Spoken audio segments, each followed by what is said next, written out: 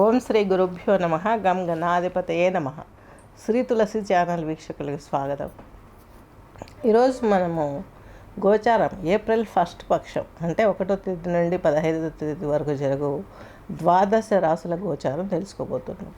ఈ ఛానల్లో సంగీతం, థెరపీ, అలాగే యోగా థెరపీ, యోగా మెడిటేషను, అలాగే అస్ట్రాలజీ లెసన్స్ చెప్పడం, అస్ట్రాలజీ జనరల్ టాపిక్స్ చెప్పడం జరుగుతుంది.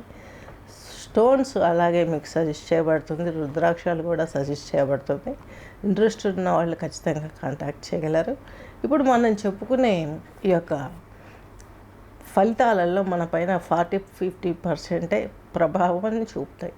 మిగతా 50% మనం బెనిఫిట్ పొందాలి అంటే మన వ్యక్తిగత జాతకాన్ని పరిశీలింపచేసుకొని తద్మూలకంగా మీకు ఎలాంటి బెనిఫిట్స్ వస్తాయి అది కరెక్ట్గా మీకు కరెక్ట్ చేసి చెప్పడం జరుగుతుంది. దాని ప్రకారంగా మీరు జపము, హోమము, నక్షయ్యక స్టోన్స్ ధరించడము, రుద్రాక్ష, హోమము, అలాగే మెడిటేషన్కు చాలా వాల్యూ ఉంది. యోగాకి, మెడిటేషన్కి మన శరీరంలో ఆరోగ్యం పెంపొందుతుంది.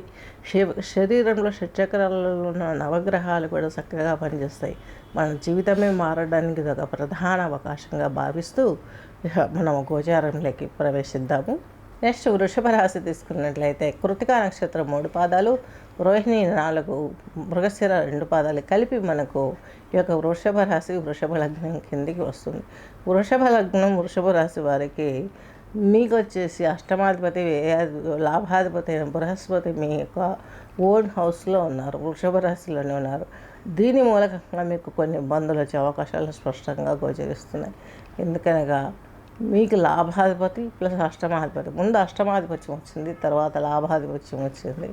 అష్టమాధిపతి మనకు మీ రాశిలోనే ఉండడం, కుటుంబంలో అనేక రకమైనటువంటి సమస్యలు, పెద్దవాళ్ళతో ఇబ్బందులు ఏర్పడడం, వీటితోటి కొంత చిరాకు కలిగించే అవకాశాలు స్పష్టంగా ఉన్నాయి.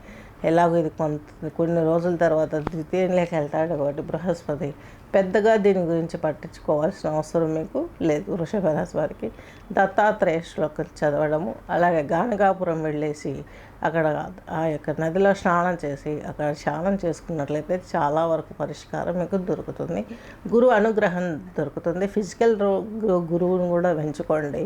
అలాగే ఫిజికల్తో పాటు ఈ యొక్క స్పిరిచువల్ గురువుస్ బ్రహ్మంగారు, వీరబ్రహ్మణ్య స్వామి, అలాగే ఈయన మనకు వచ్చేసి మాస్టర్ సివివి గారు, వీళ్ళందరూ ఉన్నారు పెద్ద పెద్ద వాళ్ళు, రామకృష్ణ పరమహంస, వీరందరినీ మానసిక గురువుగా ఎంచుకొని ఏ విధంగా ఏకలవ్యునిలాగా భారతంలో ఏకలవ్యుడు ఆ యొక్క ద్రోణాచార్యుడి మట్టి బొమ్మను పెట్టుకొని ఎలా సాధన చేసి గురువును మెప్పించాడో ఆ విధంగా కూడా మీరు అంత స్పష్టంగా గురు దీక్ష తీసుకున్నట్లయితే మీ జీవితంలో ఉన్నటువంటి కష్టాలు నెమ్మదిగా ఒక్కొక్కటి తెరమరుగైపోయే విషయాలు మీరు గమనించగలరు. 5th హౌస్లో మీకు కేతు సంచారం జరుగుతుంది.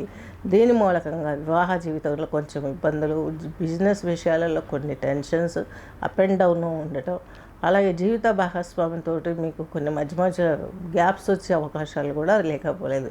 ఎందుకనగా మీకు యొక్క సప్తమాధిపతి అయినటువంటి కుజుడు ఈయన వచ్చేసి మీ రాశికి 3వ ఇంట్లో ఉన్నప్పటికీ నీచలేకి వెళ్ళిపోయాడు కాబట్టి మధ్య మధ్యలో ప్రాబ్లమ్స్ ఫేస్ చేసే అవకాశాలు స్పష్టంగా గోచరిస్తున్నాయి. సొసైటీలో కేర్ఫుల్గా ఉండాలి. వెహికల్స్ నడిపేటప్పుడు చాలా జాగ్రత్తగా మీరు నడపగలగాలి. కాన్సన్ట్రేషన్తో ఏ వర్క్ చేసినా సక్సెస్ అయ్యే అవకాశాలు స్పష్టంగా గోచరిస్తుంది. నెక్స్ట్ మీ రాశాధిపతి షష్టాధిపతి అయినటువంటి శుక్ర భగవానుడు వచ్చేసి ఉచ్చలో మీనరాశిలో ఉన్నారు. అక్కడి నుంచి ఈయన ద్వారా మీకు సకల ప్రయోజనాలు సమకూరుతాయి. మీరు అనుకున్నటువంటి ఫీల్డ్లో కావచ్చు, అది ఫైనాన్స్ కావచ్చు, ల్యాండ్స్, ఓపెన్ ల్యాండ్స్ కావచ్చు, అలాగే షేర్ మార్కెట్లలో ఇన్వెస్ట్మెంట్, వ్యవసాయం, భూములు కొనటం, అమ్మటం, ఇలాంటి విషయాలలో మీకు కలిసి వచ్చే అవకాశాలు స్పష్టంగా ఉన్నాయి.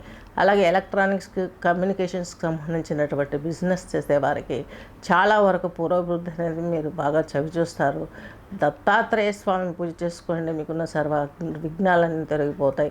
అలాగే దక్షిణామూర్తి శ్లోకాన్ని వినండి. తద్మూలకంగా కూడా మీకు గురుదోషం నుంచి బయటపడే అవకాశం, అష్టమాధిపతి అంటే కష్టాలు ఇవన్నీ ఉంటాయి కాబట్టి ఆ ప్రాబ్లం నుంచి మీరు బయటపడే అవకాశాలు స్పష్టంగా ఉన్నాయి. పెద్దల ఆదరణ కొంచెం మీకు వారు ఆదరించిన కూడా మీరు మిస్అండర్స్టాండ్ చేసుకునే అవకాశాలు ఉన్నాయి కాబట్టి ఈ దత్తాత్రేయ స్వామి ఆరాధన మాత్రం మర్చిపోవద్దండి. నెక్స్ట్ వచ్చేసి బుధుడు వచ్చేసి మీకు రెండో ఇంటధిపతి, అలాగే పంచమాధిపతి. ఈయన వచ్చేసి నీచలో వక్రించి మీనరాశిలో సంచరిస్తున్నారు. తద్మూలకంగా ఫ్యామిలీ ఇష్యూస్ అనేటివి మధ్య మధ్యలో ఇబ్బంది పెడతాయి. దాని ఎఫెక్ట్ అనేది మీకు వచ్చే లాభాలపైన, బిజినెస్లో వచ్చే జీవితంలో మీరు ఏదైనా మంచి ప్రయత్నం చేస్తుంటే అది దగ్గరికి వచ్చి ఫెయిల్ అవ్వడం, ఇలాంటివి జరిగే అవకాశాలు ఉన్నాయి. నెక్స్ట్ వ్యయాధిపతి, సప్తమాధిపతి అయినటువంటి కుజుడు మీకు తృతీయంలో ఉన్నాడు. కొంచెం జాగ్రత్తగా మూవ్ అవ్వాలి. మీరు ప్రయాణాలైనా, మీ తోటి ఉద్యోగులతోనైనా, మీ జీవిత భాగస్వామితోనైనా, సోషల్ లైఫ్ అంతా కూడా హెల్తీగా ఉండటానికి కొంచెం నోరు కంట్రోల్ చేసుకోవాల్సిన అవసరం ఎంతైనా ఉంది. నెక్స్ట్ వచ్చేసి రవి మీకు చతుర్థాధిపతి లాభంలో ఉన్నారు. తద్మూలకంగా మాతృమూర్తి ద్వారా, పితృమూర్తి ద్వారా మీకు సఖ్యత లభిస్తుంది. వారి ద్వారా కొన్ని బెనిఫిట్స్ పొందే అవకాశాలు కూడా స్పష్టంగా గోచరిస్తున్నాయి. రాహు లాభంలో ఉన్నారు. ప్రయాణాలు అధికంగా చేస్తారు. హ్యాపీ లైఫ్ని ఎంజాయ్ చేయడానికి ఇది ఒక మంచి కార్యక్రమం, మంచి టైం అని చెప్పుకోవచ్చు. స్వస్తి.